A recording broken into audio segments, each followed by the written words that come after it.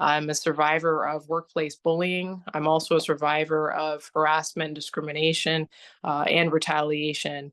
I recently retired last year after serving 20 years in the U.S. Coast Guard as a member of the armed forces.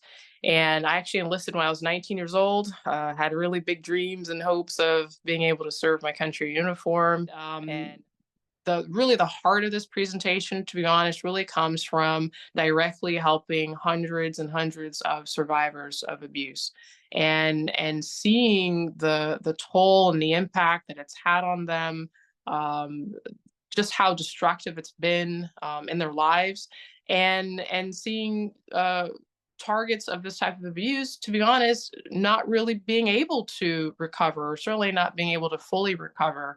And one of the initial indicators that I started to observe is this erosion around just basic things about what brought them joy, what made them smile, what made them laugh. And these were people, some of them were strangers to me, I didn't know, but many of them initially, these were close colleagues. These were people I absolutely knew. And it really disturbed me on so many levels to see people who I knew that had a brightness in their eyes about the work they were doing, and to see that light really start to get dimmer and dimmer and dimmer, and to the point where they didn't have any hope, and they were really navigating a sea of despair. You are powerful. I'm just going to say it out loud. You are powerful. And the reason why you're powerful is because you are capable of more than you can possibly imagine. So previous slides, I went over this kind of abuse playbook, and in that abuse playbook, organizations that harbor bullies and harassers and other types of perpetrators, oftentimes people describe those organizations of being powerful in the sense that there's power imbalances, or they're using their power to harm. And what I'd like to do in this talk is actually reclaim some of that language. And I would assert that you are powerful. The fact that you're even dialing on this call is already a testament to the power that you have. So that's point number one, is you are powerful. And beyond being powerful, you also have dignity. And dignity can mean many different things to many different people, but my definition of dignity means that you have a strong sense of values, you have a strong sense of self.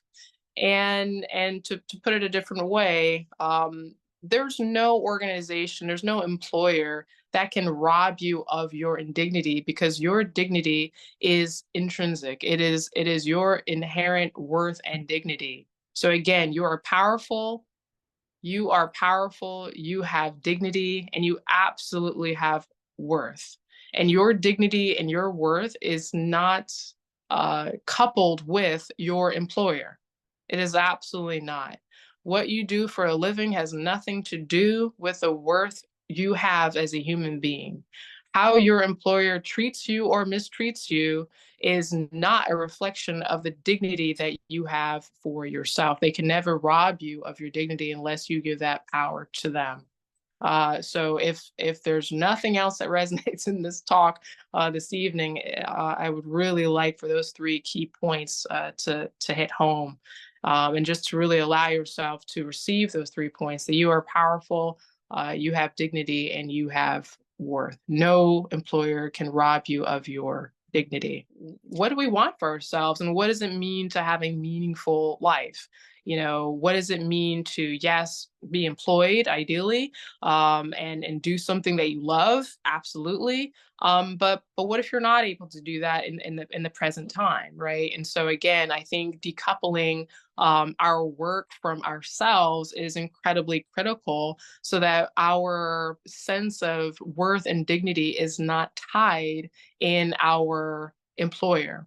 And again, I just want to stress, if you happen to be working for an employer that's amazing and awesome, I would still say the exact same thing, right? And so I think there's a difference between enjoying what you do and linking your inherent worth and dignity to your employer. Maybe someone may disagree. That's totally fine. But I stress it that way just to remind ourselves that we are whole people.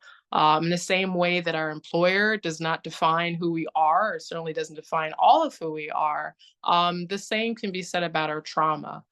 Many of us, I'm sure, on this call are living with complex trauma every day, and you're trying to navigate it. But that trauma also does not define you, and you get to define you. And that's really what is so special about this.